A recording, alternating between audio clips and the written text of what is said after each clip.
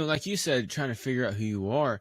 I mean, I'm 37, you're old as fuck. We're still trying to figure out who we are a little bit, but in general, we pretty much know who we Y'all are hear by this now. motherfucker? You know what I'm saying? Hey, Y'all hear this motherfucker? I'm old as fuck. Y'all see this? This Wonder Bread ass son of a bitch loves tossing in them curveballs on my black ass every time I am sitting here kicking some good knowledge, man. He comes and he hits me with a fucking curveball, and I'm like, damn, nigga, I wasn't even up there at the goddamn batter's box. I just stepped out. I'm up on base, nigga. You gonna still throw? Man, can I please? I just want to lead off, okay, and give you a chance to throw a pitch, and your ass gonna just hit me like that. Damn, Wonder Bread. Man. You, man. I don't think I've ever been called Wonder Bread ass motherfucker before.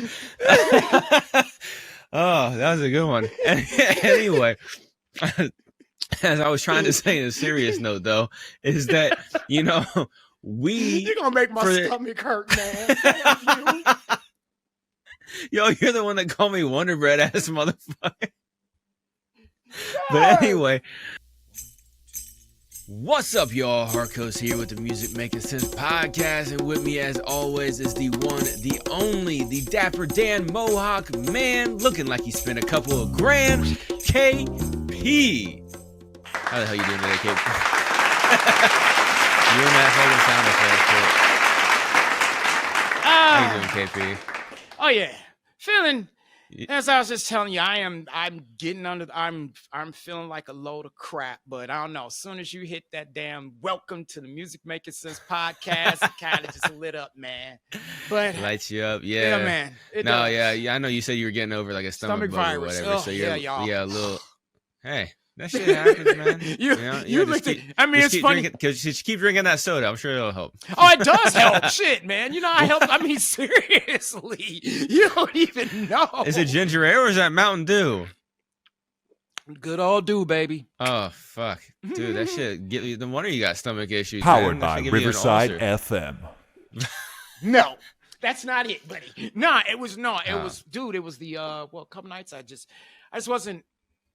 I wasn't super hungry, and I really didn't eat. I didn't eat until about late night, about a little bit later. So I went on, cooked something to eat, and then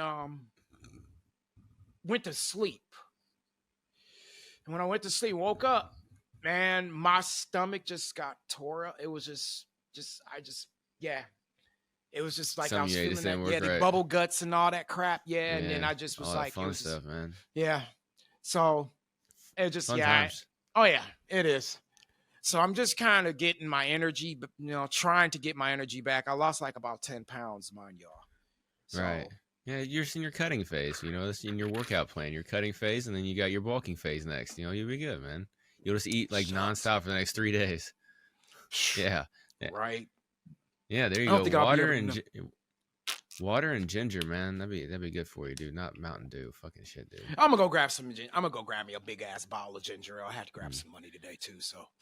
Yeah, I always keep like the actual like supplement capsules in my house and stuff like that. So I always like have a bottle at all time. And so like if my stomach's a little upset, just throw down like 3 or 4 of them or whatever, and fucking drink some water. Done deal. Like it's a hell of a lot more potent than that ginger ale because the ginger ale's got sugar and shit in it. Yeah. It's just straight ginger powder, just boom right into your stomach.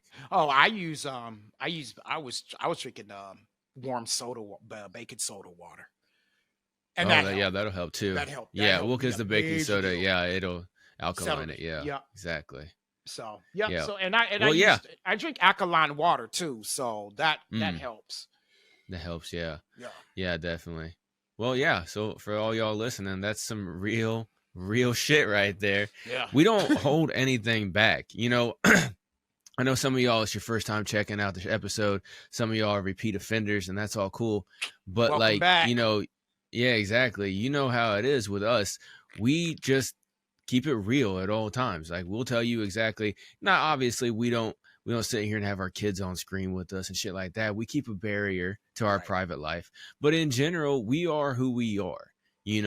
KP has said it on here multiple times, so I'm not exposing him or nothing like that.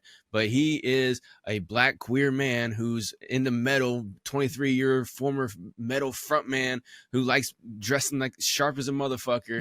And you know, he's quirky, he's weird, he got his own fucking style with everything, with his point of view as well as his exterior view. You know what I'm saying? He's got his own thing. You know what I'm saying? He is who he is. You take him or love him. I mean, the motherfucker's got tattoos all over his head. He's got on a forehead, on the side head, on his fucking back head, all that shit, right? And very true, guys. And, you know, yeah. So for those of y'all not watching or whatever, you know, you're listening only. That's what KP looks like. It's like on the logo. You got a nose ring, a mohawk, fucking all kinds of shit, right? And me, I'm just me. I'm a fucking white dude who's been in love with hip hop since 3rd grade. You know, and even though I'm 37 years old now and stuff like that, I still love hip hop. I went through my phase whenever I was in my teens of trying to dress a certain way, act a certain way, stuff like that. But, you know, that's kind of like late 90s, early 2000s shit. Everybody did that shit. Yeah, exactly. Trust me. Exactly. And now I got my own style. Fuck, I'm wearing a goddamn Star Wars shirt today. You know what I'm saying? Like, I do whatever the fuck I want to do. All time. Oh, yeah, dude, the whole greatest universe of all time, you know? Absolutely. But like, yeah, you know, most of the time you can catch me in some regular old fucking jeans with some all right looking shoes and a hoodie. When it's nice out, you catch me with, you know, like some gym shorts and either a cutoff shirt or just a regular t-shirt or no shirt. And if I'm not wearing tennis shoes, I'm wearing my Jesus sandals, which are actually the ones with the straps on the motherfucker. Like, I don't wear flip-flops. Yeah, I don't do flip-flops. I actually got Jesus sandals and shit like that because I don't like flip-flops. Man, you're sitting there walking like tonk, tonk, tonk, tonk, all over the shit. And then like annoying. They fly off your foot. Dude, with these Jesus sandals, I could take off running and I won't lose my shoes. Nope. And honestly, like last summer, I bought some kayaking shoes because I like to go, you know, I go on my walk in the morning in the trails and stuff like that. And I like to go down in the creek with my dogs and stuff when it's hot, especially we go down and we go wading in the creek and stuff like that. Right. And so I bought kayaking shoes and these things are dope, man. It's like walking barefoot. It only has like a quarter or a half of an inch maybe of padding on the bottom, and the rest of it just feels like a sock, right? Like a sock with a little bit of padding. And dude, like all my toes can move independently. I love that. And feeling. I could feel everything. And but it has enough cushion to where it doesn't blister penetrate your my feet foot. And shit, yeah. Yeah, or blister my feet, or I'm on rocks or whatever. I could feel every rock and stuff like that. It's dope. And dude, I started wearing those last summer. I would wear them to the fucking store. I'd wear them wherever. You know what I'm saying? Wow. What dude in hip hop you ever seen wearing kayaking shoes walking around? You know what I'm saying? This motherfucker right here, because it's just me. That's just who I am. Yep. I just do whatever the fuck I want to do. You know what I'm saying? And, you know, so we are who we are. And it's your environment too that you live too. You live. It's just like where you live. You know, it's kind of you live in a place a where little you can bit, walk but around I mean, yeah, but I mean, even at the same time, I wouldn't give a fuck. You know, no. But what I'm saying, like with the kayaking shoes, is just in a place like that where I could see where you would be able to like walk comfortably like that, and especially with what you do in your environment. Yeah, it would be like, right. No, I get what you're saying. But I'm just saying, like, I go to the store, I go walk around. Yeah, you walk right in the store with the Jokers on, like, la, la, la. No big deal. Yeah. I walked around. I went to like 4 different stores one day and like did all my errands with them on multiple times. You know what I'm saying? Just because they're comfortable as fuck, you know? Yeah. And so, like, we are who we are. You know what I'm saying? That's like when I dress up. That's just like for me when I work out. Dude, I'm the tackiest looking motherfucker you ever know when I'm working out. I do not care. I am just, dude, I throw on even when I'm lounging, like lounge gear, I could have bought some lounge gear when I was working at Men's Warehouse, right? Like a robe and some sleepers and stuff. No, dude, I just wear me like one of my cutoff shirts and my old karate gi pants. Throw them joints on, man, and my hoodie, and I'm like, you know what I'm saying? Like, done deal. Yeah. Like, when I'm lounging or working out, I have not bought workout gear. I still got the same cutoff sweats and the tap out shirt and all that with dude, I don't. Working out, it's like, I'm going to sweat in this stuff. And I'm like, and when I'm lounging, most people don't try to look fancy whenever they're working out. When they're lounging or when they're going out, it's a different story. Yeah, that's Depends true. on the And, gym, especially the gym. Oh gosh, especially Yeah. just like LA Fitness, any commercial gym. Yeah, I guarantee you gonna have some people with some nice ass looking workout fits on. Yeah, that's true. And I'm thinking about it at my gym where I go and stuff. Sometimes some of these girls make me want to break my neck and shit like that, you know. But I also see some dudes that are in there trying to look nice while they're working out too. And I'm just in there in some gym shorts and a fucking just a regular, like a fucking thin hoodie and shit. It's like nothing. It's whatever. I'm like, I don't give a fuck. Like, it's whatever, you know. I'm out here working out. Plus, I don't give a fuck whenever I go out and about. You know what I'm saying? I'm wearing kayaking shoes and fucking some, you know, $20 jeans and a fucking hoodie or whatever, you know what I'm saying? Or whatever the fuck situation is and shit. You know, I walk around without my shirt on half the time too. Not because I think I'm fucking high, just because it's comfortable. You know what I'm saying? Like, I'm not out here trying to show off and shit. Yeah, I look all right for a 37-year-old, but goddamn, like, it still don't matter either way. Right. All right, y'all, Harkos here. I just wanted to take a quick little break from the episode to let every single one of you artists know about a great opportunity for you to grow your online presence through blogs and social media for 30 days for only $10. If you've already been checking out the podcast, you know I've already talked about this a little bit here and there, but I created 10 blog websites that all have their own social media presence on Twitter and Facebook, and they are growing leaps and bounds, getting tens of thousands of impressions and eyeballs every single month. And that's just not in total, that's every single account. I have a full video breakdown available for this on every platform where you're listening to this right here, right now. The episode is called How Much Marketing Can $10 Get You? All right, I go through a full explanation of it, but if you've already watched that and you want to find out more, go ahead and go to musicmakingsensepod.com, send me a message in chat, and I will get right back to you, and we will get this rocking and rolling and get you growing on social media, especially if you want to grow that presence on Twitter or X. This will definitely help you out. Like I said, I got 10 blog websites with 10 different Twitter accounts that have tens of thousands of impressions every single month. You can be right there with them, getting all those eyeballs and growing your presence online. So make sure you hit me up right now, musicmakingsensepod.com. Hit the chat button and send me a message, and we will get you on point with this great new promotion. All right, let's get back to the episode. But no, we say all that to make this point. When you are marketing yourself as an artist, you need to be 100% you. You know, like we said, you know, you can keep certain elements of your personal life, your kids, your significant other, your parents, shit like that. You can keep your family and everything like that out of the limelight, off to the side and everything like that. That makes perfect sense, for not just for their safety, but for their mental health and everything like that, with, you know, bring them in the limelight, blah, blah, blah. Yeah. But when you're portraying yourself, you need to be who you are. Yeah. You know what I'm saying?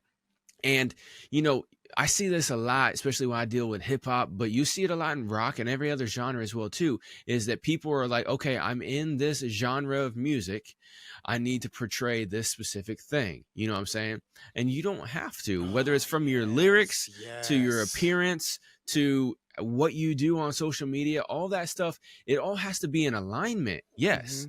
But you can be real and be you. You know what I'm saying? Lupe Fiasco was one of the first ones to be out here talking about kick push, rocking on a skateboard and shit like that. You know what I'm saying? Even before Wayne picked it up, right? Yeah.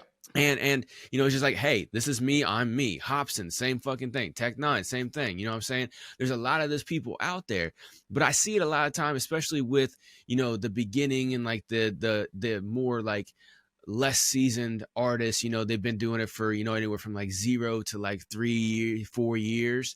They're still trying to figure out their flow and everything like that. A lot of times they're younger, so they're trying to figure themselves out. Right. But at the same time, like, they are trying to fake the funk because they heard somebody say you got to fake it till you make it, and they took it all the way 1000% in that shit. And it's like, no, that's not what they're talking about. No, to me, yeah, it means to be fake. So. Yeah, I hate that fucking saying, man. I hate it 100%. Like, I understand you got to fake it till you make it a little bit to get over imposter syndrome, but that's only like 2% fake it till you make it. We're talking about the rest of the 98%. You need to be raw, real, 100% you. You know what I'm saying? Yeah. So if you are that, you know, if you are that Freddie Gibbs, I was slinging that shit, I shot a crackhead, I really did this shit. If you were that young Jeezy, you know, I really got these charges, I really ran with fucking Big Meech, I really did all that shit, 50 Cent, you know what I'm saying? If you're those type of people, then yeah, be you. But if you look at all of them, what they say, yo, I used to do this shit, I switched my life around, now look at this. You know what I'm saying? All of them, right? And then you also see those fakers who, like, you know, Ja Rule, or even one of my great inspirations, Pac. They were both fucking, you know, drama school, fucking music school kids and shit like that, right? Had a decent life. Yeah, they may have lived in poverty, but they weren't out there slanging and ganging and banging and shit like that, right? You know what I'm saying? Like Pac, for instance, when he was 12, he wasn't out on the block slinging that rock with a Glock looking for cops, right? And that's a line from one of Pac's songs, right? He wasn't doing that. You know what I'm saying? Yeah, he may have been, you know, either putting on a show as a gangster or actually started to get affiliated with that type of shit as he got, you know, more in the mainstream with Suge and everything like that. That's a different story. But Ja Rule was never that. He was the Mormon kid that was a fucking, you know, he liked making love songs and shit like that. And 50 Cent talks about that in his book. He talks about both of them in his book. He even talks about fucking 6ix9ine in his book, about how all three of them, they went from just being who they were to being something that they wanted to be but weren't, and put on a portrayal, and it ended up fucking them up one way or another. Pac, we obviously know, unfortunately, how that ended, right? Wish it didn't, but, you know, it did. And then, you know, Ja Rule, I mean, 50's been playing his ass for years, but even without 50 playing him like he has, with buying out like the first 500 seats in a stadium or whatever it was, even with it without being that, you know, Ja Rule still fell off because he wasn't being real. Same with 6ix9ine. He got affiliated with the wrong people. He was trying to live a life that he wasn't, blah, blah, blah, all that fun stuff, you know? Mm-hmm. So, you know, no matter what it is in your life, especially as a musician, you need to be putting out the real you at all times. So if you are that black dude in the hood who loves anime, be that motherfucker. Yeah. You know what I'm saying? Be it. Talk about, you know, have a fucking track called Goku or whatever the fuck you want to do. You know what I'm saying? Do that. You know, because you know, what's really trippy is I follow a lot of artists and stuff like that on social media, and I interact with them and stuff. And I'll see a lot of people saying, oh man, you know, on these dating apps, right? Like, you know, these women or even men be posting like, you know, provocative, like pictures that are distorted, right? That make them look better than they actually are. You know what I'm saying? Then you meet them in person, you're like, yo, what the fuck? That's not who I saw in the picture, type of thing, and everything like that, right? You know, you'll have people who will portray themselves in one way, and then whenever you see them in real life, there's something else. Or, you know, whenever you start dating somebody or whatever, you end up having a situation where, you know, you hide some things from each other and stuff like that, you know, usually small things and stuff like that, you know, like a bad habit or, you know, some kind of interest or something like that or whatever, you know what I'm saying? You hide some of those things you may feel insecure about at first when you're dating somebody, but then after a little bit, that all starts coming out and stuff. You know, everybody's got their wall and stuff, you know, but, you know, if you want to take that analogy, you know, from the dating lifestyle to presenting yourself as an artist to your fans and potential fans, just think about it like this, you know, like if you're an artist, you're putting it out there and you're keeping a little bit off to the side that only a select few people get to know about, but you're being 100% you and you're putting it out there and stuff like that, people are going to respond to that. However, if you're being completely opposite from what you actually are, you know what I'm saying? Like if Post Malone, you know what I'm saying, who grew up in a privileged household and everything like that, all of a sudden he's out here talking about, you know, I grew up in the projects and I was slinging that crack and I shot 3 motherfuckers when I was 10, you know, shit like that. You'd be like, when you finally meet Post Malone, you see him all cheesing and talking all weird and everything like that, you find out the reality of him. You're like, oh, wait, this motherfucker was nothing like that. You know what I'm saying? But people for some reason in music, they are a little bit more okay with that. But however, if you're trying to date somebody and, you know, everything seems cool and everything like that, and then you find out that they got this whole other life that they were hiding from you, you know what I'm saying? Then you'll be sitting there thinking like, yo, what the fuck, man? I was tricked the whole time. Well, you need to do that with your fans as well, too. You know what I'm saying? You know, like, you know, just think about it like this. When you are marketing to your fans, you are trying to have them be fanatical about you. That's a form of love and affection. You know what I'm saying? Maybe it's not intimacy love, right? You know, some people like to fuck their fans, but that's a different story. But like, you want to present yourself 100%. Okay, it took him a second on that one. You are a little under the weather. Yeah, so we had a technical difficulty, but anyway, so like I was saying, KP had a little slow reaction because he's still getting over his sickness a little bit. But if you're presenting yourself in a negative way to your fan base, in a different, in an opposite way to your fan base, then that's the same thing as you presenting yourself falsely to somebody that you're trying to date. You know what I'm saying? So, don't be living a life opposite from what you're projecting to people in your music, the same way you wouldn't live in life opposite and be hiding a whole nother life or something like that from people you're trying to date. You know what I'm saying? And I can tell y'all right now, that's something in music that you need to do. Yeah, I can tell you now, and guys, this is going to be me opening up a lot to y'all right now, okay? Because throughout my life, as a married man, I hid my sexuality with just about every relationship I was in with it, except for my last two. It was when I came out of the closet. I was like 30. I was in my late 30s when I came out. And that was devastating. It was devastating for myself and for my ex. And and understand, and I was thinking about this, man, as you were speaking about why we do that, why artists do that still to this day. Because it's a trained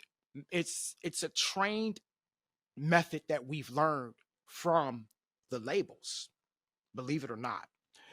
When you think about rest his soul, a couple of them, Luther Vandross, Jermaine Stewart, and a couple other, even Joy Boy George, George Michael, even though he's still alive, thankfully, Elton John.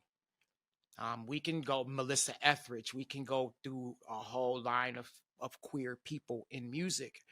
And during that time, especially for 80s R&B, and even for Rob Halford being in Judas Priest, they had to hide their sexuality.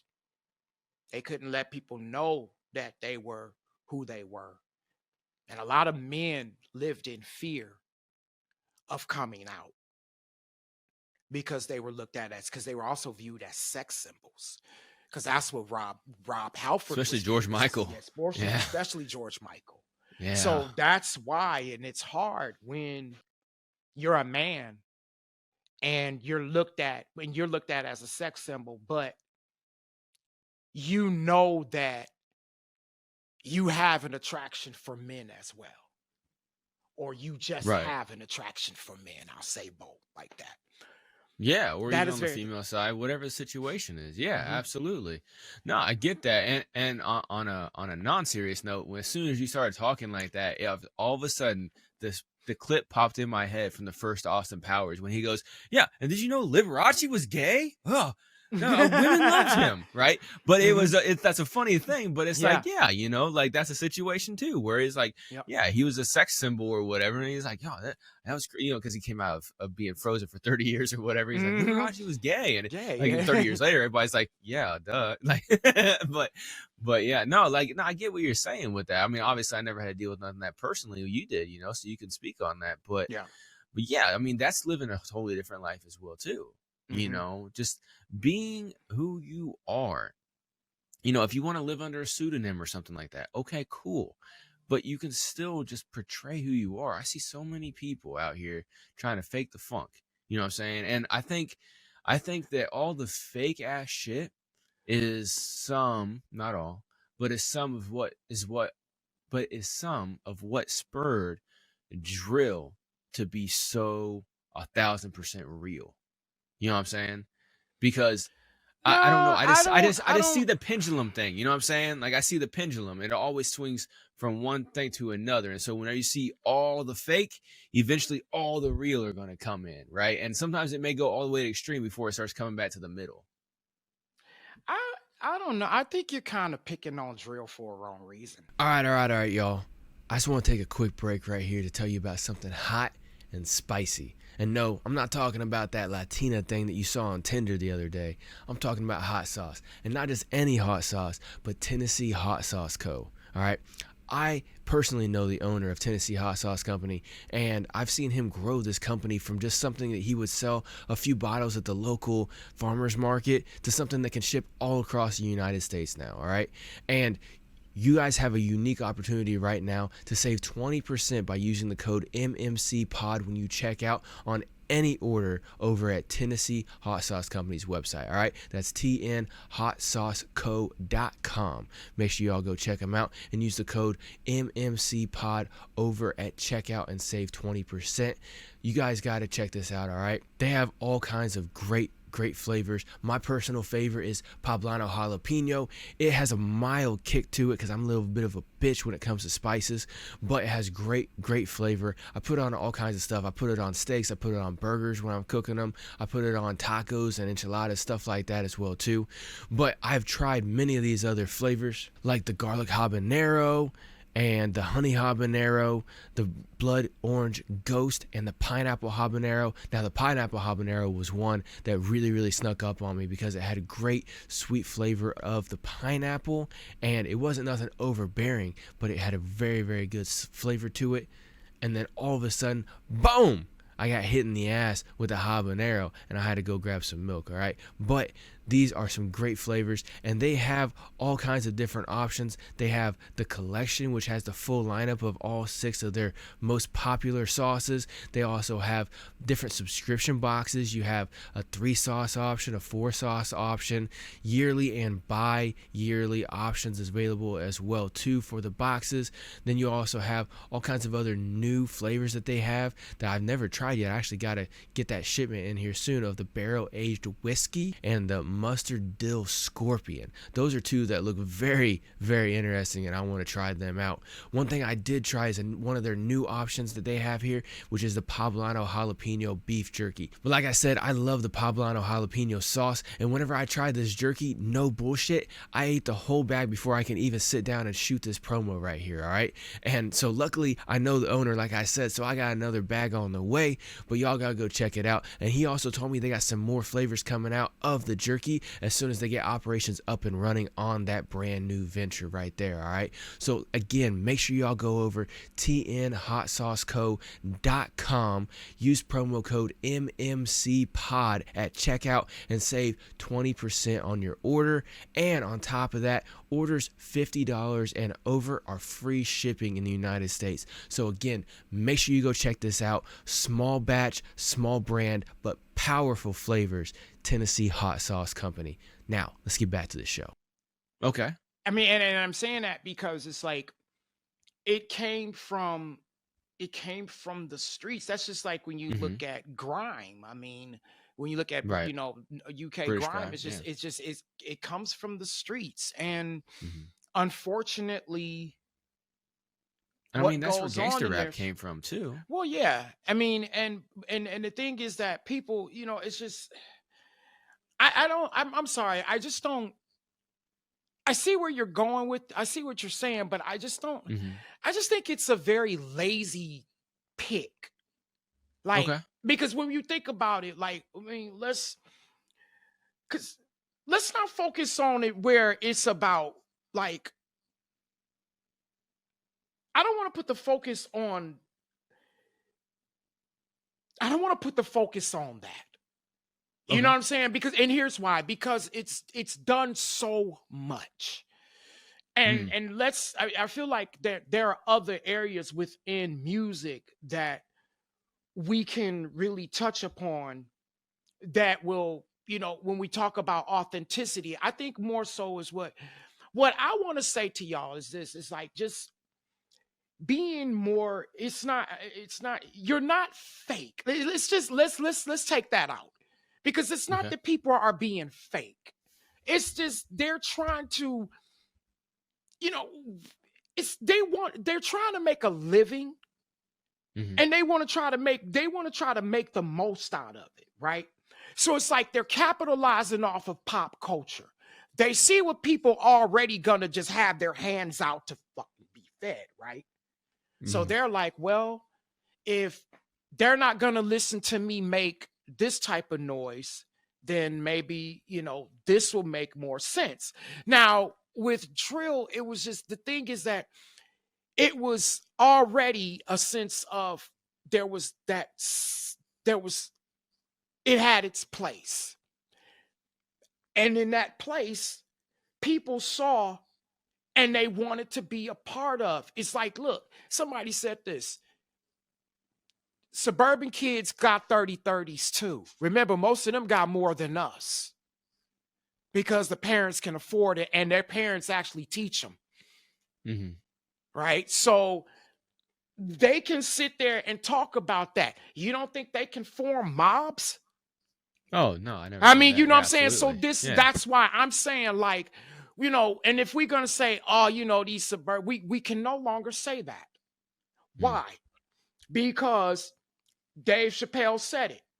It's the two white motherfuckers that's in that gang of black dudes who's got the most dangerous ones that you got to watch. Right? No, I so remember that bit. Yeah, you got it. So the thing is, here's what I'm saying is this, guys. Let's just look and I know what you're saying when you say being who you are, but understand, more importantly, really ask yourself, what do you want? What is your why? It's not trying to, and understand, and with brands, and this is why when it comes to brand archetypes and stuff, right? The one thing I had to recognize with myself, as much as I've been trying to avoid it, but the one thing about my brand is that I am an outlaw. Yeah. I have that outlaw brand like no one's business. And I came to this realization too. Anything I wear, no matter how sharp I look, because I have a facial piercing and visible tattoos on my head and face, everything I wear is considered casual.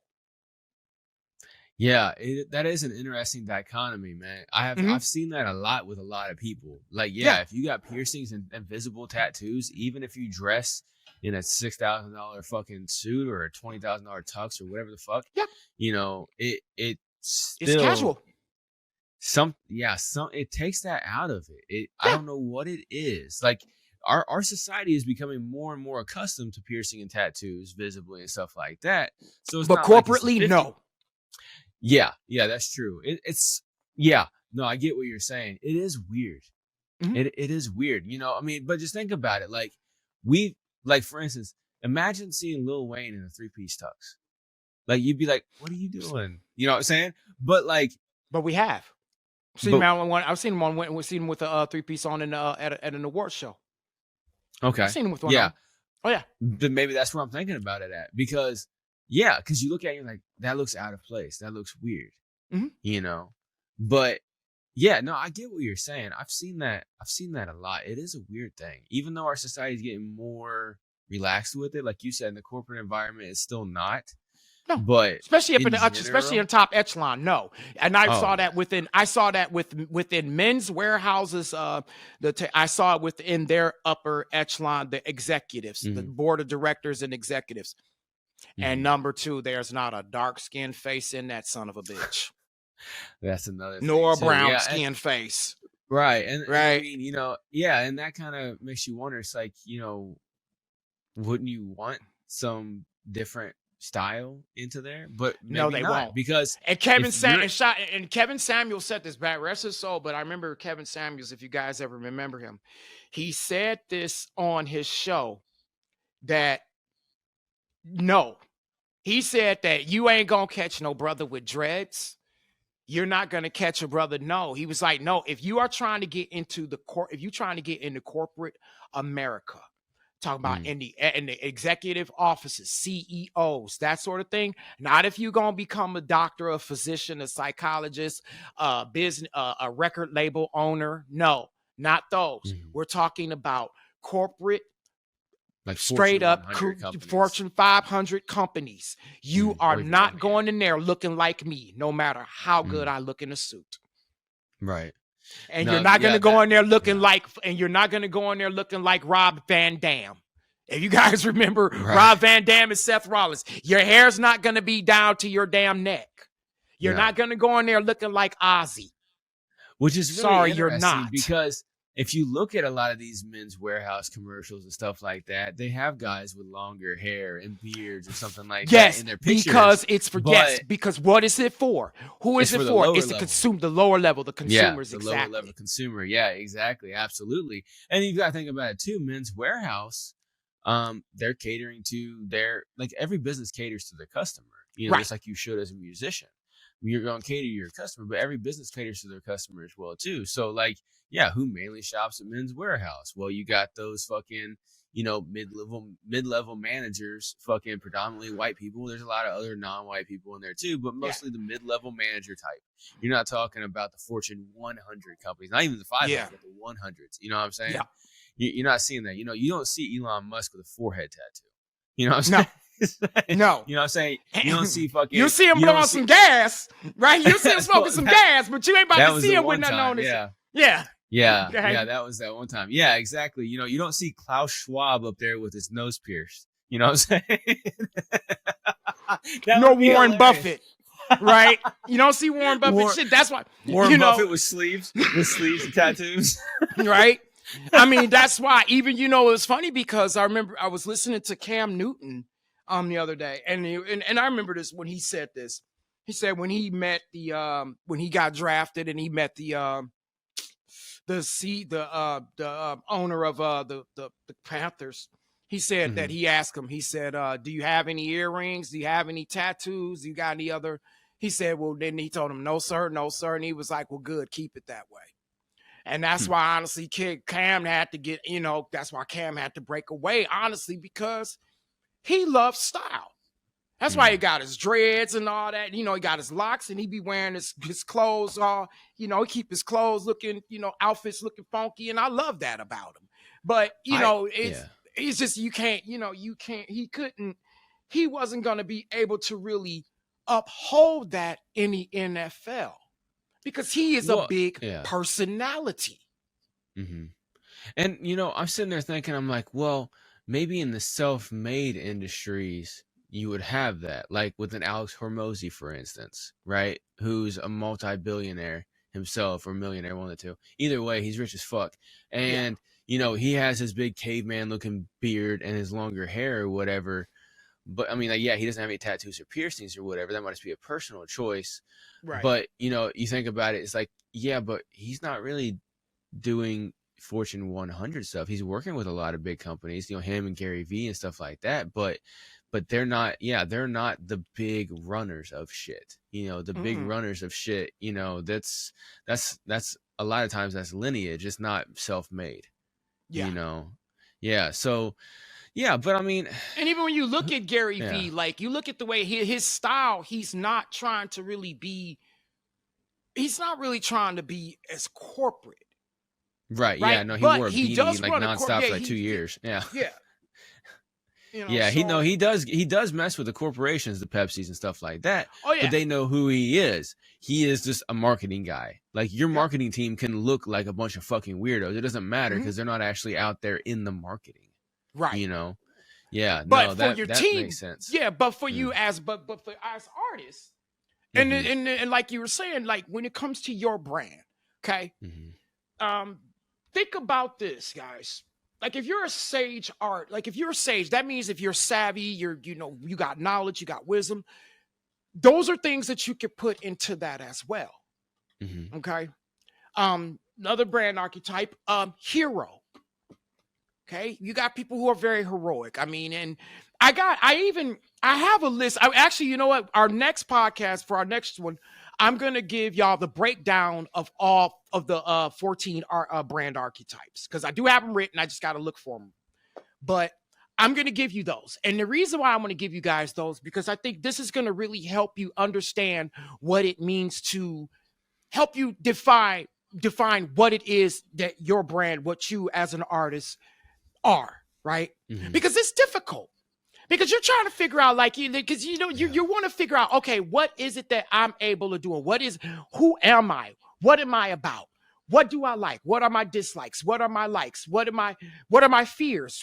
What are the things I want to conquer? What are my visions, right? And this is why when it comes to content, this will really help you guys when it comes to creating content, because when you know the types of brands, the archetypes you are, you'll be able to structure around what you as an artist are capable of doing. And this will also help you get that visual identity. Yeah, absolutely. And, like you said, trying to figure out who you are. I mean, I'm 37, you're old as fuck. We're still trying to figure out who we are a little bit, but in general, we pretty much know who we are. Y'all hear this motherfucker? You know what I'm saying? Hey, Y'all hear this motherfucker? I'm old as fuck. Y'all see this this Wonder Bread ass son of a bitch loves tossing in them curveballs on my black ass every time I am sitting here kicking some good knowledge, man. He comes and he hits me with a fucking curveball. And I'm like, damn, nigga, I wasn't even up there at the goddamn batter's box. I just stepped out. You just, I'm up on base, nigga. You gonna still throw. Man, can I please? I just want to lead off, okay? And give you a chance to throw a pitch. And your ass gonna just hit me like that. Damn, Wonder Bread. Man. You, man. I don't think I've ever been called Wonder Bread ass motherfucker before. Oh, that was a good one. Anyway, as I was trying to say in a serious note, though, is that, you're gonna make my stomach hurt, man. Yo, you're the one that called me Wonder Bread ass motherfucker. But anyway, it took quite a while for us to kind of realize in general who we are. Now, obviously, yeah, there we go. You should have hit that a long time ago. But still funny, man. But anyway,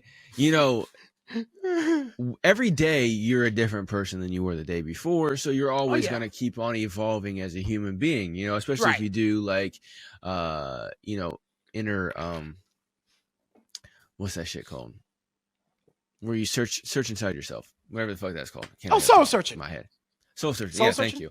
Yeah, that's a good one. Yeah, or reflecting on oneself. Yeah, self-reflection. There we go. That's why I was like self-something. Yeah. But anyway, if you do a lot of self-reflecting and stuff like that, you're going to start to improve yourself in the way that you want and see all the bad qualities, try to get those out, put in more good qualities, yada, yada, bing, bang, right? Well, that's all cool for me who's 37, you who's 107. That's all cool for us, you know what I'm saying? Because we've already had the time to get that shit in there. But, but for a lot of these artists who are, 16, 17, 18, 24, you know what I'm saying? They're still trying to figure out who they are as an individual on top of dealing with their highly creative nature that they got and trying to be creative, trying to put that on their music. They got insecurities and all this other shit. I get it. I used to be there. I was the goofy ass little white boy in hit. Yeah, me and KP can relate. Yep. I was a little white boy back in the late 90s, early 2000s when it was not cool to be a white dude in hip hop. I was that motherfucker that was. KP, when he was that fucking black, obscure motherfucker that was raised in Detroit, Michigan, who loved rocking the fuck out. That called white boy at the same time. Well, yeah. I did. No, yeah. I'm not. Yeah, exactly. My boys used to be like, little Cody little ass looking like a white boy. Especially because of the way I dress too. So yeah. Yeah, and I heard the opposite thing, not a white boy, but yeah. And yeah, so me, you know what I'm saying? Like we heard the opposite shit. Yours was late 90s, mine was early 2000s, but we got called the opposite of what we look and shit like that because of our interests. It wasn't because of who we wanted to be. It's not like, he wanted to be a white man, I wanted to be a black dude, nothing like that. It's just we have interests. It just happened to be a stereotypical certain thing in that time frame, late 90s, early 2000s, when we broke free of all that shit, And when we were younger, it was very difficult for us to feel that. KP just went into his own personal story on a personal level. But even when in our music and our just in general personal level, you know what I'm saying? Not nothing sexuality based, but just in general interest based and lifestyle based, you know, that was difficult for us in our late teens, early 20s and stuff like that to get through. But in time, that changes for most people. I mean, we all still know those people who can't. But all right, y'all, let me take a quick break right here to tell you about something that's completely fucking ridiculous, okay? It's called HorribleDesigns.com. And I personally know the owner, and he's just as ridiculous as this whole fucking company is, okay? If you or someone you know loves stickers and mugs and shirts with crazy, outlandish sayings on them that just are designed to catch people's attention out in public and get them to laugh and point and ask you, hey, where'd you get that t-shirt, or where'd you get that sticker, when they see it on your car and stuff like that, y'all got to go check out HorribleDesigns.com. At HorribleDesigns.com, they have all kinds of ridiculous sayings on stickers and coffee mugs, t-shirts, vinyl stickers, magnets, and even mouse pads, okay? And I'm telling you, if you guys have not checked out HorribleDesigns.com, you got to go check it out, because some things are straight up great, like the American Muscle mouse pad. It's got some awesome pictures of great muscle cars if you're into cars, or you know somebody who's into muscle cars and they need some great mouse pad to have while they're on the computer working. But then they also have dumbass fucking t-shirts that say things like, are you staring at my ass, with a picture of a donkey on it, or stickers that say, are you staring at my beaver, with a picture of a beaver on it. Stuff like that, man. Completely ridiculous shirts and stickers, coffee mugs, everything like that. Anything that you could ever think about having just to get people's attention, make a statement out in public, and just completely be ridiculous, and to do it with some horrible designs at the exact same time. And like I said, I know the owner, so he hooked us up with a great deal where you can save right now by using the link below in the description. Whenever you go there and shop, you will not only support Music Making Sense podcast, but you also get a great deal on any and everything that you decide to purchase every time that you use that link right there in the description below. So make sure you go check that out right now, HorribleDesigns.com. Use the link below in order to get good savings. Go check it out. Buy some ridiculous shit for yourself or someone you know. All right, now let's get back to the show. You know, so I get you're trying to go through all of that and everything like that when you're trying to create your music, but no matter where you're at that time, you need to be as real as possible and put that shit out there, because I'm telling you, if you try to be one thing and it gets exposed that you're not that one thing, it's way worse than if you were just to be you and just lay it all out there. You know what I'm saying? Just like I said with the dating analogy, if you come up to the table and you're just like, hey, this is me, this is what I'm about, this is how many kids I got, this is the lifestyle I got, this is what's going on with my exes, this is how I was raised, blah, blah, blah, stuff like that. You just lay it on the table. Then people are going to either take it or leave it. You know what I'm saying? You just hope they're the same with you. You know what I'm saying? Like that's what I like to do with a lot of stuff, you know, whether it's relationships or whether it's in the music industry and shit like that. I'm me, you know, like that's just me. Like, it doesn't matter who I'm talking to. I talk about like this. You know, when I'm around a group of black dudes, you don't hear me talking, you know, extra ghetto or nothing like that, or nothing, you know, me saying anything black weird. scent and everything. Exactly, black scent and everything, right? You don't hear me doing that shit. You know what I'm saying? You hear me talking turning like into this. Justin Timberlake and everything. Like, you turn from Justin Timberlake to JT. What's up, dog? Yeah, exactly. You know Yeah, no. Federline. No. Damn, girl, this what's is your just- name? Yeah, exactly. No, this is just me. You know what I'm saying? But I will say one thing, that if I am in a hyper professional situation, I will cut off a lot of my cuss words. I will cut off a lot of slang, stuff like that. And I'll speak a little bit more proper and a little bit more like, you know, I'm intellectual and stuff like that, but I'll speak a little bit more punctual. You know what I'm saying? In order to hit those people on their level. But in general, it don't matter who the fuck I'm talking to. I talk like this. You know what I'm saying? It doesn't matter. You know? And so, you know, but you gotta put that out there. You gotta be yourself. You gotta be real and just roll with it. Yeah. You know, but I think that's like one of the biggest obstacles I see artists go through in any genre. You know what I'm saying? But, you know, like I said, I mainly deal within hip hop and stuff, and I see it all the time, and it drives me nuts, man. I'm just like, yo, just like Just get out of that. I've talked about it on our previous episodes. I know one dude who is a highly conscious on his shit. This motherfucker could out conspiracy theorist, the best one that you know. Right. You know what I'm saying?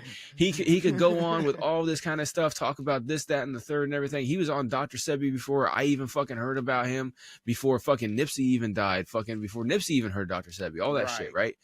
You know what I'm saying? But when he puts out music, it is the dumbest fucking shit I can think of. You know what I'm saying? I remember you telling me about this, Joe. Yeah. He throws in some bars, and so the intelligent people can like, oh yeah, that's a bar right there. He can come up with some great bars, some great hooks. He can put that together, dope, and it sounds smooth. But it's just that wavy, hypey shit. You know what I'm saying? That's what it is, and he puts it out. Why? Because now he's kind of been about that life, moving some stuff, doing some crazy shit and everything like that. He's been about that and stuff like that. But that's not what his main focus and interest is. You know what I'm saying? But that's the music he puts out because he knows that's what catches. Right. Okay. So here's a question I have for you, bro. So what if there's a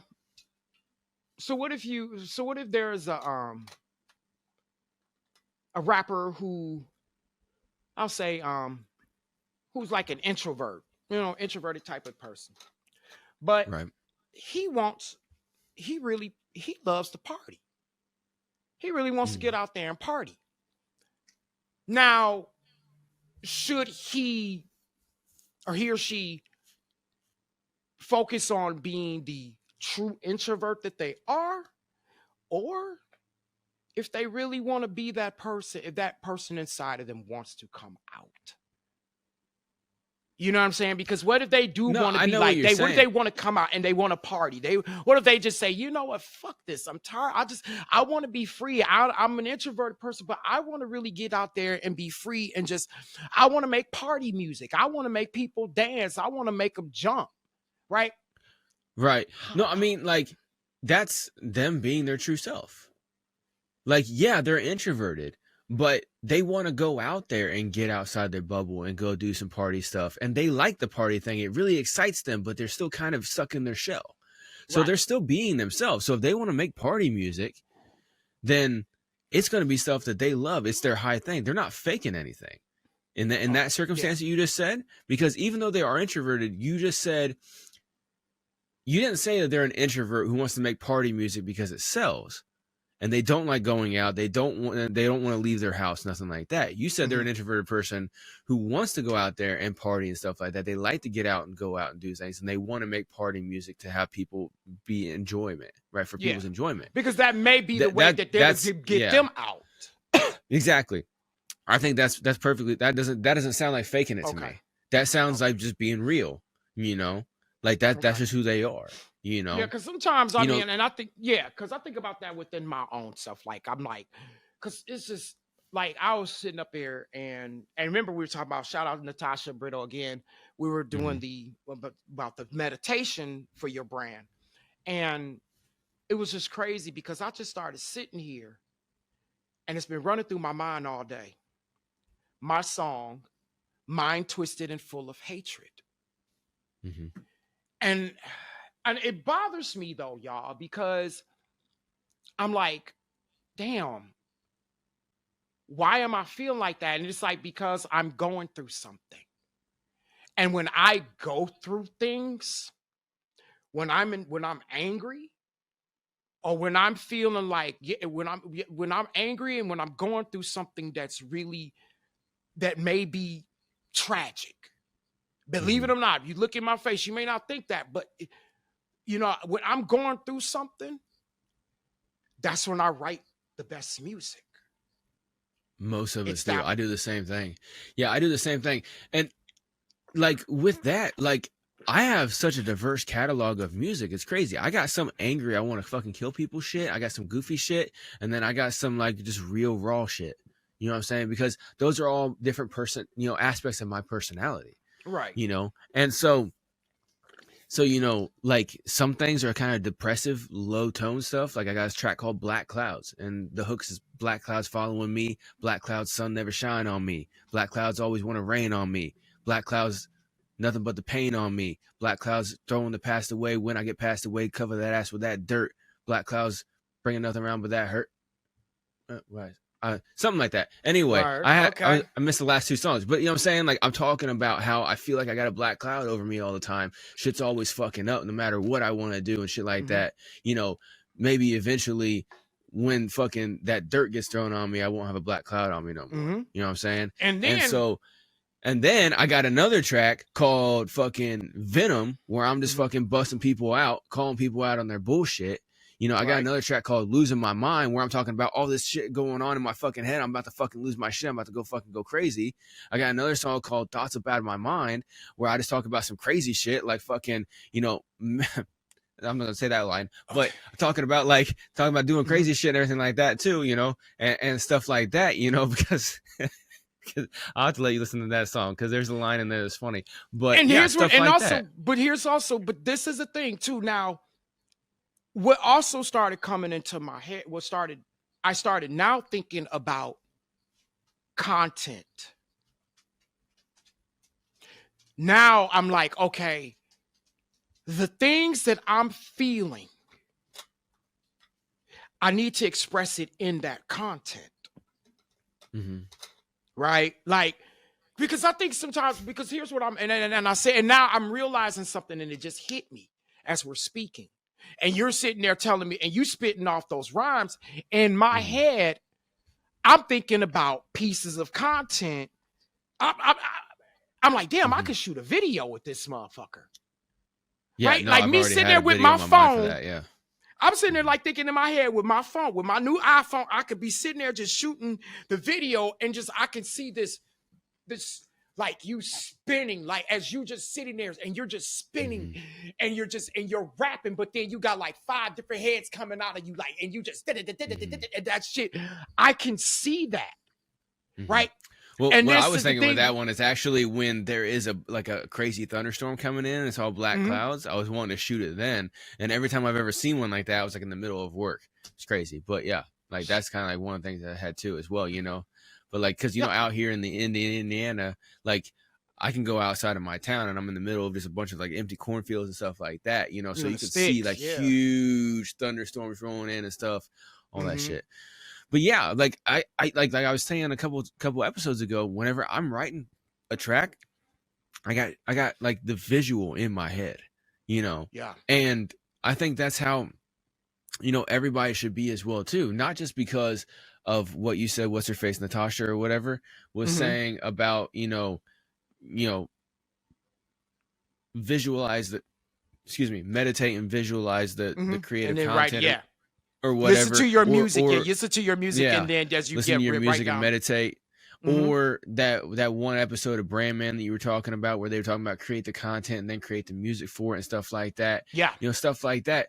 That's why I tell artists, when you create any music, do your best to have some kind of creative visual video for your fucking songs, every single fucking song, right? And some people are like, man, that's crazy. Yeah, stop trying to buy $1,000 fucking music videos and try to do it for free $99 or even $100 or $2. You know what I'm saying? Because you could do it, man. I've done free $99 ones before that all it took was my time, me learning how to edit, and then me putting it together. I've seen people who will throw it through, you know, through a video through CapCut or something like that and use some presets or whatever in there, and boom, it's done.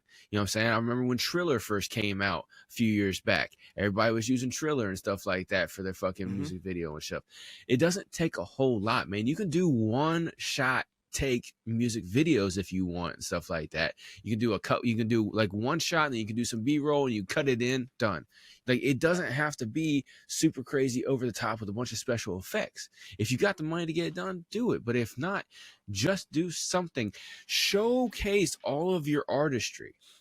Yeah. You know what I'm saying? If you really are an artist and you're not just somebody out here just spitting some shit over a fucking beat to try to make some money, right? If you actually are an artist and you're creative, you'll be able to come up and be like, yo, man, you know what? This track right here, I was really feeling it. We should just be in here in the living room watching the game or whatever, smoking one up and fucking just chilling or whatever, because that's what this track's about. Okay, cool, right. Done. Or, hey, this one is about fucking chilling in a nightclub. Done. Like one of the artists that I work with, Il Gordon, shout out to him. He's got a video of him in a cigar lounge, He shot a Oh, video in the nice. cigar lounge, and the track actually goes with it. It's called "Say Less," I believe, and Okay. it's dope, right? Like it's all about that. You know what I'm saying? It's all about putting that out there. And him and his team, they're 100% on board with with the marketing stuff I'm talking about. They've already been thinking about some of it, and then me coming in and telling them all this shit is just reinforcing it. Mhm. You know, and like there are people out there that are really doing that, and that's the next level. See, like I was talking about a couple episodes ago where, I keep hearing this shit going on. I don't know. It might have been in one of the deleted episodes because over the holidays, we had some episodes that got fucked up and we couldn't fucking put them out.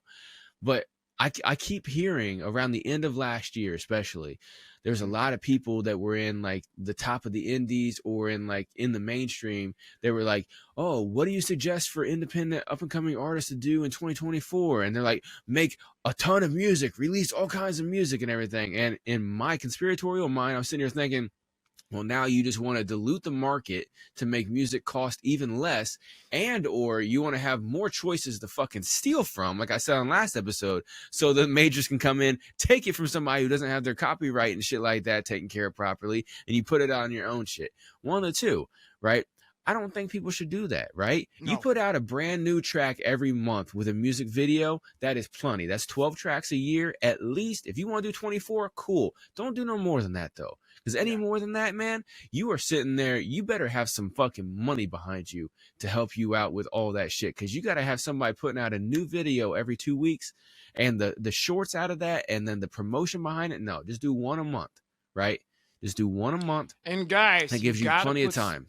And you got to put some ad dollars behind the shit, bro. Even if it's $40 a weekend, something. Yep. Right? You know what I'm saying? Even if it's just $40 a week, something. Put something on there, right? Fucking, cut back on your fucking smoking or your drinking or whatever vice you have, right? Cut back on that $40 a week. You know what I'm saying? Just $40 a week. Or you know what? If you can't, you know what? Just put the goddamn money up. I'm sorry. Yeah. And I'm saying that for a person who does smoke. And if I'm gonna be like, look, nigga, I'll be like, you know what? You know me, and you know me. I will. Yeah. I'll just be like, here, dude, take the fucking money. I'll be sitting there smoking a goddamn joint while at the same time, here, take the fucking money. It's there. Go. Let's get it done. Or even there's all these things like DoorDash and shit. Dude. Yeah. Yeah, or even DoorDash and shit like that, Go DoorDash for like 3 hours a week, make $40, throw that on your fucking shit or whatever, It's like, it doesn't take that long. Like now with DoorDash and Uber Eats and Grubhub and stuff like that, as long as you got a vehicle, obviously, or sometimes in the cities, you can do it on a bike and stuff with DoorDash. But anyway, if, there's ways for you to make $40 right quick. You know what I'm saying? No, I'm just saying, like, if you want to, well, I'll say this. I mean, I don't mind 40, but I would say if you want to do a really good, let's be honest, like, because if you think about Google, if you want to do, the thing is, like, if you doing a Google ad, if you want to get a $500 credit, spend $500. Okay. Right. And here's what I'm saying. And this is why I'm saying, like, yeah, you can spend $40, but here's the thing. If you want to do if you want to do a $40 ad, just go boost the post. All right. Boost the post, boost one of your favorite posts that you think is just going to get people's attention. All right. Mm-hmm. That's one thing you do. But if you truly want to invest advertising dollars into it, I'm telling y'all right now, $500 minimum. Mm-hmm. And here's why. It reads, it picks up, it feeds. Mm-hmm. It feeds the out. And I know everybody's like, fuck the algorithm. No, it feeds the goddamn line of you being able to reach people. Absolutely. Absolutely. I agree with you as well, too. The more you can spend, the better. But I would say 500. I was saying at least do 40 because there's a lot of people that do zero. You know what I'm saying? So and that's why I'm saying boost that. Yeah. But that to me, no, dude, I don't honestly I don't think that's a great. Do it if you're gonna do 40. You just do a quick boost post. Right. Do not spend no damn $40. Right. I'm serious. No, I don't. I'm gonna strongly disagree with you on that one, brother. I'm gonna go 500. But what I'm saying is if somebody is spending zero, getting them to go to 40 is easier than getting them to go from 0 to 500. I'd rather them just not spend shit than if they're gonna. Really? I'd rather them. Yup. Okay. Just do. I'm serious because it's gonna be. Here's the thing. Again, guys. Mm-hmm. Google gives you credit They give you credit for spending on that ad. They're not going to give you credit for $40.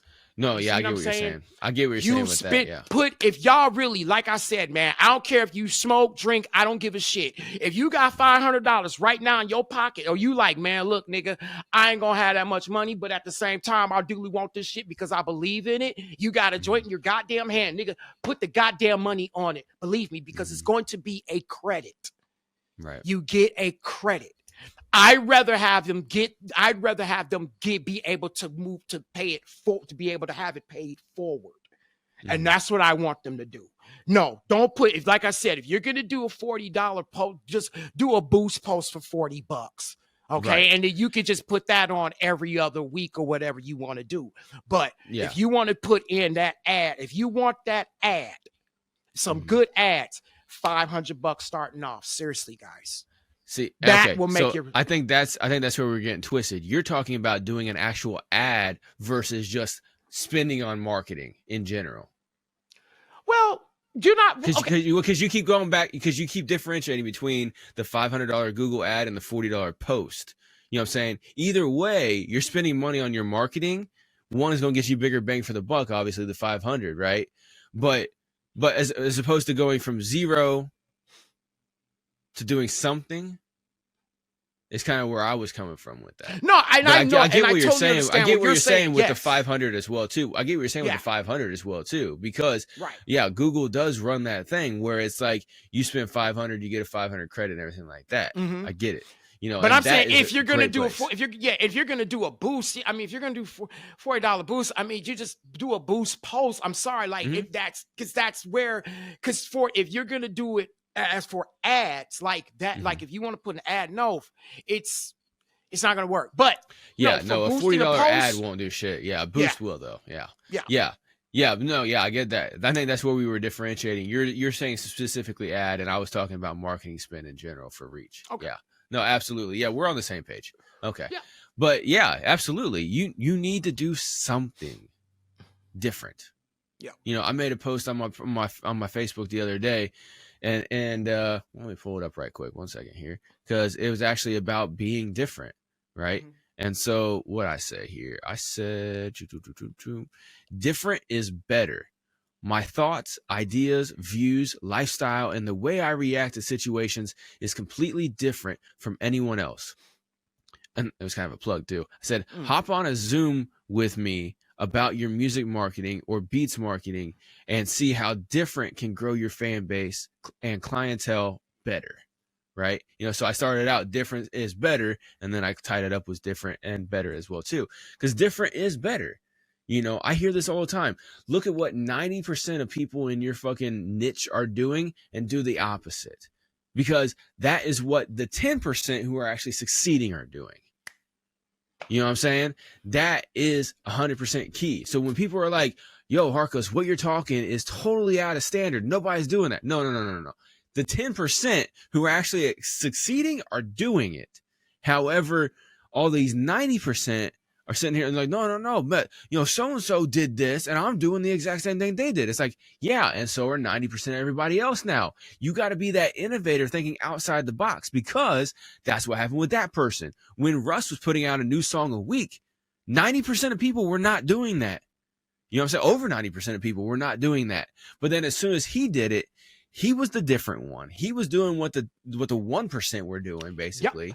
And he shot himself to the fucking front. And so then everybody saw what he did, and they're like, oh, fuck. And so then all the masses come fucking running with their asses, and they go in there and they say, yo, look, I want to do that too. Now 90% plus of people are fucking putting out music like Russ did. Well, guess what? Now nobody succeeds. So then who comes around? Somebody does something different. We talked about this like 10 episodes or more ago. We were talking about how Kanye West does shit, right? Yep. When Kanye West, every time Kanye puts out a new album, people are like, what the fuck is this? Man, Kanye done fell off, blah, blah, blah. But within 1 to 2 years, everybody's doing that same shit. You know what I'm saying? Yeah. That's the difference between being an innovator. That's the difference between riding a wave and fucking putting a cannonball in that motherfucker and creating your own. Yeah. You know, and that's what you got to do. You know, you got to be raw, real, and you, like we said at the beginning. But just what KP was putting on right there, Absolutely. You got to do what people are not doing. Yep. You know, just like whenever I'm telling people, you know, have a website and have free projects available on your website, gather the emails from that when you send them the free project, and then use that to give them sales on your paid stuff and give them information and insider shit. Give them all this value for as give them as much value as possible in order to, you know, have them be as happy with you and fanatical about you as possible. And then they will return that with love and finances. Right. Yep. And most people are like, oh, nobody checks email anymore. No. Nobody checks bulk email anymore. But if people know about you and they like you enough to download your music, when they see your shit coming through, they're going to check their email from you. Yeah. Because you're like, oh, what's up now? And especially if you just give them shit for free all the time, you know, and you only ask them here and there about some paid stuff, or at the bottom of your, hey, I'm giving you something for free email, at the bottom you say, hey, if you want to support me, you can donate right here, or you can go buy some of my shit. And then they go and voluntarily do that. It's going to be a lot better transaction, man. Yeah. Like a lot of these people don't see that because what's 90% of people doing? 90% of people don't have a website, just running up streams, trying to fucking get their social media account up and stuff like that. And just, they're not even doing that. Honestly, they're just trying to worry about streams. That's all they're worried about, streams. Yeah. Look, Tekashi got a platinum record off of fucking streams. I got to run streams too. No, that doesn't work anymore. Yeah. They're proving that. They just cut it. They're just like, they're slicing and dicing all that shit. I've always said that it was, to me, was like streaming was a promotional tool or marketing. That's tool. all it is. It's just, that's it. I've always viewed it as such. I've never, and the thing is that for me, because number one, I love to just listen to music on there. I do. Yeah. I'm a music fan. But yeah, I don't, it's because it's like, okay, I'm going to listen to a band. And then when I get a chance, let me find out where they're at. I'm going to go see them, or I'm going to go buy merch and stuff like that, right? Yeah. So that is the purpose for it, because it gives you a chance to have folks listen to you, right? It's free access to listen to your music, to listen to what you have, and then they can go to your space. Yeah. And your domain or whatever, and then they can go and they get merch. And even, I mean, I think, and I'm gonna say this in defense of Spotify, because I think a lot of artists are really they're being a little hard on it though. And here's why. Because number one, it's popular. Number two, it's opened up a door for artists now to be able to get their music out there, more artists. And the thing is that if everybody complains about it, but the increase of artists uploading songs on there is atrocious. Yo, I remember before DistroKid, you know, the only places you could put your music out were SoundCloud and YouTube. That was it. And then when DistroKid came along, and then like all these distribution companies started coming around and offering like indie labels, like whenever I got on with so I first got on with DistroKid, right? And I was like one of the few in the area that I ran with that had their music up on all streaming platforms. Right? Yeah.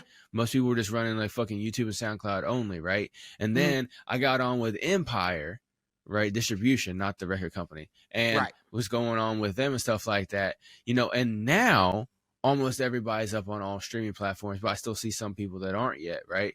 But like what you said, exactly. Like it's a thing now where, like, if it wasn't for all these streaming platforms and, you know, DSPs and stuff like that, you wouldn't be able to get your stuff out there. Just like you. I do the same thing that you just said, KP. I'll have a song pop in my head or whatever, right? And I'll go and I'll find that on fucking YouTube Music or Spotify, usually YouTube Music. And I'll find it and I'll hit play. It'll play that song. It'll play another song by the same person. And then it'll go into a mix of like stuff. Like, that's how I found fucking Mick Jenkins. That's how I found a few other artists. Fuck, that's how I first started listening to Freddie Gibbs. You know what I'm saying? Was because I fucking put on some Young Jeezy and all of a sudden Freddie Gibbs comes on. You know what I'm saying? I put on some fucking Joey Badass, all of a sudden, Mick Jenkins comes on or whatever and shit like that, right? Now I'm sitting here listening to all that stuff, you know what I'm saying? Like that's how you get introduced to music. And I've also heard artists that I know, I've heard their music pop up, and I messaged them like, yo, man, I just heard your music on fucking YouTube, man, in my random. That's awesome. You know what I'm saying? Because they were a likeness, And so yes, like you said, I agree with you 100%, man. Spotify and the thing all those things is just advertising. It's just advertising. But and here's the thing: for all you artists that are sitting there talking about some y'all don't want to go, that y'all not going to be uploading. Guess what? I just rolled up on how many songs are uploaded on Spotify every day. 100,000. Yep, that's a lot. That increased. That increased from 2000. That would increase. It was 60,000 in 2022. That was 2023. That was as of February 3rd, 2023. That's how many songs have been uploaded on. That's how many songs on the average uploaded on Spotify every day. Damn, man. So all of you talk about, it went up by 40,000 streams a month. Streams. That's 480,000 new songs every year that got uploaded from 2022 to 2023. That is an exponential growth, man. You got to be putting yourself out there. And you know what? And I do have a strategy on that where you actually market your project first on social media and try to drive everybody to your website to get it for free or almost free and stuff like that. And then once you're done with the promo on that, then you drop it on the Spotify and everything like that. But you have to have your music out there. You can't just be like, oh, I'm like what's this fucking nuts? Oh yeah, I took all my music off Spotify and stuff like that because they're ripping the artists off. Okay, cool. Now nobody can listen to your music. Great, because your music sucked. You know what I'm saying? Fine. Be like that. Yeah, I mean, but he made his money, though. He made his money. Yeah, but he shifted. He shifted, and he used that as an excuse because he was riding that wave of hating on Spotify. Yeah. See what I'm saying? Yeah. Like he shifted from making music to doing what he does now, which is fucking try to look pretty on a fucking YouTube video and talk about music marketing. And now he doesn't make music anymore, so he took it off because that's not him anymore. But he wanted to ride that wave of fuck Spotify. I'm taking it off in solidarity with artists. Yeah. No, not so much. Yeah. That's called scarcity tactic in marketing. It's dope because now anytime he's like, hey, look, I got a new album out, and I'm not on any of the streaming platforms. So right here, go to this website and you can download it. Boom. Now he's got you. Yeah. You know what I'm saying? Because it's a scarcity tactic. It's scarcity and exclusivity are the best ways to market something. Oh yeah. You know what I'm saying? It really is. Mm-hmm. Yeah. Yeah. One of my favorite up and coming jazz artists, Emmeline. Shout out to her. She's putting out this only could go to her website and order her vinyl. It's gonna be vinyl and CDs of her doing acoustic stuff, like with an acoustic piano and violin and stuff. That's dope. So yeah. So she makes her regular music, and then she's got the acoustic versions that are exclusive for purchase. Do you see that right there? Is dope. That is genius. That's fucking dope, man. Yeah. That's almost like that shit that I was talking to you about when I was talking about how to market a band like 10 episodes back or whatever, where I was talking about like you have the song and then you got the acoustic version. You're like, oh man, why didn't I think about the acoustic version? I'm like, yeah, you have an acoustic version of the track. Now you just got that new song out, and then you have the acapellas with everybody in the thing or whatever, shooting their own video for it or whatever and stuff. Yeah. Because I was just thinking it was such a 90s thing, but now I'm like, you know what, man? It's no matter what, any acoustic music will always be heartfelt, no matter what. That's why there's a singer-songwriter genre. That's why the genre exists, dude. Because of that. So everybody knows I'm Hip Hop Parkos, but dude, Alice in Chains, when they did that MTV Unplugged, I like those versions. I like I don't know, I like Pearl Jam that much, but Alice in Chains, when they did that unplugged version of a lot of their songs, like Nutshell, I like the unplugged version of Nutshell way better than the studio version. Yeah, way better, man, way better, dude. So raw with that one and what's that, Sludge? Sludge Factory. Mm-hmm. The acoustic version of that one is so much fucking better. Like almost everything that they did on that acoustic is so much better. I don't even like listening to the fucking studio edition. When I want to listen, I listen to that. It's just so, dude. There's so much fucking feeling in it, dude. Like you can actually hear you could feel the pain in Lane Staley's voice in that shit, as opposed to in the studio, which you could feel it, but it's more like he's just fucking belting that out, all in that motherfucker, you know. Mm-hmm. But dude, that just like even the guitar and everything like that, you can't beat acoustic when it comes to that kind of shit, man. No. And you know what? In hip hop, a lot of people love that acoustic fucking freestyle and shit. You know what I'm saying? I mean, fuck, that's how Tech Nine got his start, on the lunch table, fucking beating on his chest with the fucking beat. You know what I'm saying? And fucking sitting there and spitting to it and everything like that, you know? Yeah, Sugar T was one of them brothers. Sugar Free was one of them cats that did that. Being on the desk and could just with a penny and a pen top with his knuckles and the palm, boy, and just go off. Yeah, one of my homeboys from the military. He just unfortunately just passed last week, but he, something fucked up. I don't know what happened 100%, but he. My condolences, man. Yeah, but anyway, he was from the West Coast, and he introduced me to Sugar Free, Brother Lynch, E40, all that shit, man. Like I didn't know shit about West Coast music until him. The only West Coast shit I knew was like Pac and Dre.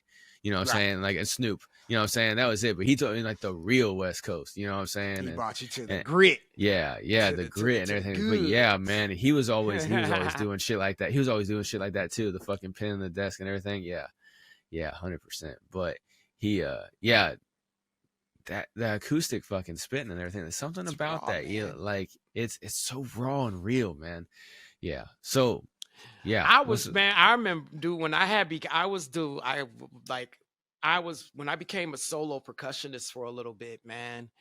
I did a couple shows, and what I started doing was that when I would play my hand drums and I would let cats come up on stage and freestyle. And I would just hold that beat down, and that shit was so raw because everybody was like, yo, okay.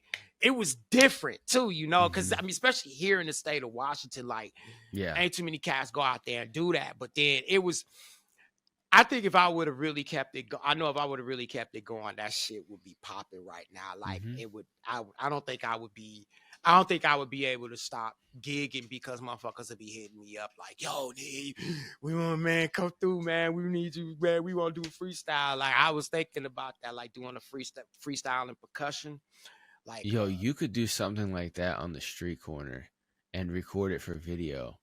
Yeah. Be Metal Man fucking beats for hip hop. Because that's another thing too, guys. Because like, there's another thing. Musically, I feel like I got different sides of me. Like I got multiple personalities when it comes to music, and I know it's because of my PTSD and multiple personality disorder that I do have, and like.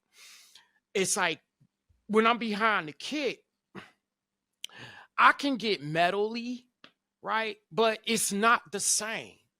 Right. Like it's not the same as me as a front man. Like when I clutch that mic in my hands, I'm a front man. I'm this thing right here, it's either me talking or screaming in this mug. Right? Yeah. Like seriously. But when I get behind the kit, I'm about making people. I want to make people dance. I want to look like even with the way I look. Like yes, if I'm behind the kit, I'm gonna look sharp. I might I'll throw on some jeans and a nice little sleeveless shirt with some sneaks on, some nice sneakers on that I use for drumming. I'll look like me. But as a front man, no, bro, I want to have when I'm in that noise and metal mindset, I don't really want to be behind the kit. Even like with my guitar, it's like I want my guitar to make screeching noise. Like straight up, dude, it's crazy. And I'm like, and I started thinking about that. And the one thing is, and it was just going back to you talking about, we were talking about earlier, that's another thing. I think that it's hard because I know I'm not alone as far as musicians out there. I know there's a lot of us who you feel like you have multiple personalities musically. Well, I've come to the realization that you are capable of doing them. You just got to showcase the skills, right? Yeah.